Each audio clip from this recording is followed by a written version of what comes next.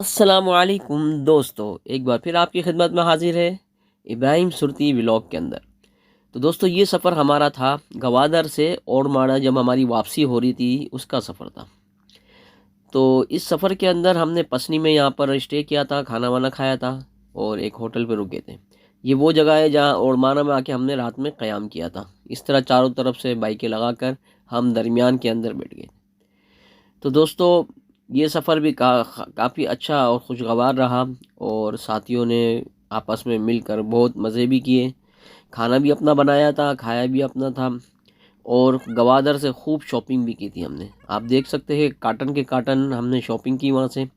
और जो सामान हम लेकर आए थे वापसी पर तकरीबन हर एक साथी के बाद डबल हो चुका था। तो साथियों ने खूब माशाल्लाह ख़रीदारी भी की और कराची के मुकाबले में काफ़ी सस्ती चीज़ें थी वहाँ पर। हर लिहाज से पेट्रोल भी सस्ता था। कराची में उस वक्त 140 रुपये लीटर चल रहा था, तो गवादर में 90 रुपये चल रहा था। तो भाई साथियों ने फिर सामान इतना भार लिया था कि बार बार सामान अपनी जगह से हट रहा था, तो उसको फिर दो चार जगह पर रुक के हमने मजबूती से बांधा ताकि कराची पहुंचने तक कोई मसला ना हो। तो ये रास्ते में हमारा ओड़माणा में क़याम भी था और रात वहाँ हम रुके थे। उसके बाद फिर आगे हम निकले थे। तो दोस्तों, फिर यहाँ हम कुछ देर के लिए रुक गए और सामान को मजबूती से बांधा। बाकी ये मकरान कोस्टल हाईवे बहुत ज़बरदस्त हाईवे है और काफ़ी दूर दूर तक यानी आबादी आसपास नहीं है इतनी खासी। और एक तरफ तो क्योंकि किनारे से समंदर चलता है और दूसरी तरफ बिल्कुल सन्नाटा वाला इलाका है और दूर दूर कई जगहों पे पहाड़ भी नज़र आते हैं हमको रास्ते में जाते हुए। तो दोस्तों, ये सफ़र काफ़ी मज़ेदार रहा और जो राइडिंग का मज़ा आता है तो वो आप जानते ही हैं, जिन लोगों को शौक़ है उन्हीं को पता है कि कैसा ज़बरदस्त मज़ा आता है। और राइडिंग के अंदर सबसे ये अहम ज़रूरी होता है कि अपने आप को संभल के चलाना, नींद आ रही हो, क्योंकि ज़्यादातर सीधा सीधा रोड होता है और आदमी चल रहा होता है तो उसमें नींद ज़्यादा आती है। तो उसमें हमने आपस में क्योंकि इंटरकॉम लगाए हुए थे, तो इंटरकॉम के ज़रिए क्या होता है कि आपस में एक दूसरे से रब्ता होता है, बातचीत चल रही होती है, तो नींद आती नहीं। अलबत्ता जो नहीं है इंटरकॉम और सीधा ही सीधा जा रहे हैं तो उसमें नींद आने का बहुत खदशा होता है। तो ऐसी सूरत में बहुत ज़्यादा ख्याल करें कि जैसे ही नींद आने लगे फ़ौरन अपने साथी को बता दे या थोड़ी देर खड़ा हो जाए और अपनी नींद को भगाए, क्योंकि इसमें फिर हादसे का भी खदशा रहता है। तो भाई ये हमारा सफ़र बहुत अच्छा रहा और हम ये कोस्टल हाईवे के ऊपर बार बार हमारा आप देख सकते हैं कि हम रुके हैं। कुछ ना कुछ मसला होता रहा सामान के एतबार से या कोई भी, तो फिर हम आपस में सामान को फिर वापस मजबूती से बांधते थे। और सामान के एतबार से भी मेरा एक तजुर्बा और बहुत कामयाब तजुर्बा ये रहा है कि जो कार्गो बेल्ट आता है, कार्गो बेल्ट जिसमें अपनी मर्ज़ी से उसको मजबूत कर सकते हैं, तो वो बेल्ट रख लिया जाए। उस बेल्ट से ये होता है कि बहुत अच्छी ग्रिप हो जाती है और मजबूती काफ़ी बेहतर होती है और बेल्ट अपनी जगह छोड़ता नहीं है। जहाँ तक इसको फिट कर देंगे वहीं तक वो रहता है और बहुत अच्छा रहता है वो। तो दोस्तों, फिर हम यहाँ पर रुके, आपस में बातें भी चलती रही, मस्ती मजाक भी होता रहा और फिर यहाँ से रुकने के बाद फिर हम आगे रवाना हुए।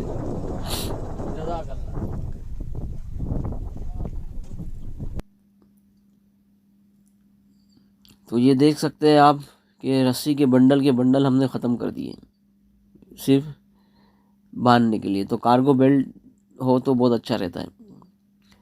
और जिसको अगर कार्गो बेल्ट लेना हो तो वो शेरशाह है, वहाँ पर आसानी से मिल जाता है। वहाँ तो हर किस्म के कार्गो बेल्ट मिल जाते हैं और उमूमन जो बाहर से गाड़ियाँ एक्सपोर्ट होकर भी आती है और इस तरह बाइकें वगैरह, तो उसको भी कार्गो बेल्ट से बांधा जाता है और उससे काफ़ी बाइक अपनी जगह पे रहती है और सेफ्ट रहती है। तो ये हमारे तजुर्बा था, ये मैं ही बांध रहा था वहाँ पर और अलग अलग स्टाइल से उसको हमने बांधा ताकि सामान गिरे नहीं।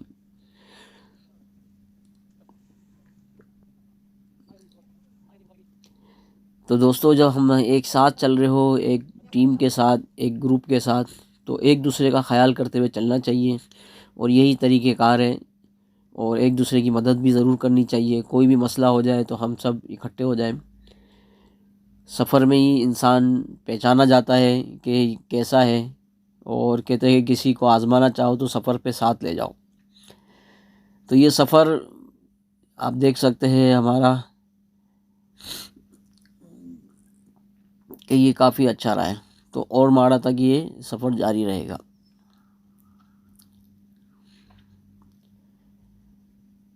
तो दोस्तों इसके साथ ही हम थोड़ी सी तिलावत भी सुन लेते हैं एक सूरत की, ताकि सवाब भी मिले हमको इस वीडियो को देखने के साथ साथ। अऊज़ु बिल्लाहि मिनश शैतानिर रजीम, बिस्मिल्लाहिर रहमानिर रहीम। कुल हुवल्लाहु अहद, अल्लाहुस समद, लम यलिद वलम यूलद वलम यकुल लहू कुफुवन अहद। सदक़ल्लाहुल अज़ीम।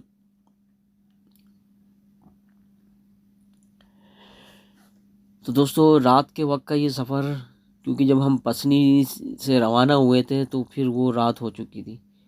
तो उस रात के अंदर फिर निकलना, तो उसमें रात के सफ़र में सबसे ज़्यादा अहम ज़रूरी ये होता है कि आपकी लाइटिंग अच्छी हो बाइक के ऊपर। लाइटिंग इस अच्छी होगी तो आगे सब कुछ नज़र भी आएगा और बाइक चलाना आसान होगा। उसमें भी फिर एहतियात करके चले कि सामने वाला बंदा कोई ऐसा नहीं अचानक आ जाए और नज़र ना आए। अलबत्ता ये तो हाईवे था, इतना तो यहाँ पर वो नहीं था, लेकिन फिर भी एहतियात करें। सामने से गाड़ियाँ भी बड़ी तेज़ी से आती है, तो आदमी सेफ्टी के साथ चल रहे, अपने साथियों के साथ एक दूसरे के पीछे लाइन बना के चलते रहे। तो बहुत ज़बरदस्त ये भी नज़ारा था। रात के वक्त में हम चल रहे थे। हम ज़्यादातर हमारे टूर के अंदर हमने बहुत कोशिश की कि हम दिन ही दिन में पहुंच जाया करें, लेकिन कोई मसला ऐसा हो ही जाता था कि जिसमें हमको रात का सफ़र मिल जाता था। तो अच्छा तो यही है कि दिन दिन में रोशनी रोशनी में आदमी अपने मकाम पे पहुंच जाए जहां तक उसको जाना है। लेकिन अगर मजबूरी में अगर रात का सफ़र भी करना पड़े तो रात के अंदर आप लाइटिंग बेहतर से बेहतर रखें और मैप का भी आपके पास इंतज़ाम हो और अपने साथियों को साथ ले लेके चलें। क्योंकि मेरे ज़िम्मे ड्यूटी ये थी कि आगे और पीछे, बाइक के आगे जाना और वापस पीछे तक आना और बाइक वालों को देखते रहना। तो मैं बार बार कभी आगे चले जाता था, कभी पीछे आ जाता था। और बाकी ये है कि हमारे इंटरकॉम कनेक्ट थे जिनके पास हमारे ब्लूटूथ के इंटरकॉम है, तो वो हम आपस में बातों में एक दूसरे के साथ रहते हैं, कहाँ रुकना है, कहाँ जाना है, क्या करना है। तो उससे काफ़ी फ़ायदा रहता है। उसके बाद ये वहाँ की जगह है जहाँ हम रात में क़याम किया था और खाना खाया था। ये खाने के वक्त में सब बैठे हुए थे, सबके अपने अपने कैंप थे और बहुत मज़ा आया। तो दोस्तों इसके साथ ही इजाज़त चाहिए। अल्लाह हाफिज़। Thank you for watching. और हमारे चैनल को सब्सक्राइब, लाइक, शेयर करना ना भूलें। अपनी दुआ में याद रखें। अल्लाह हाफिज़।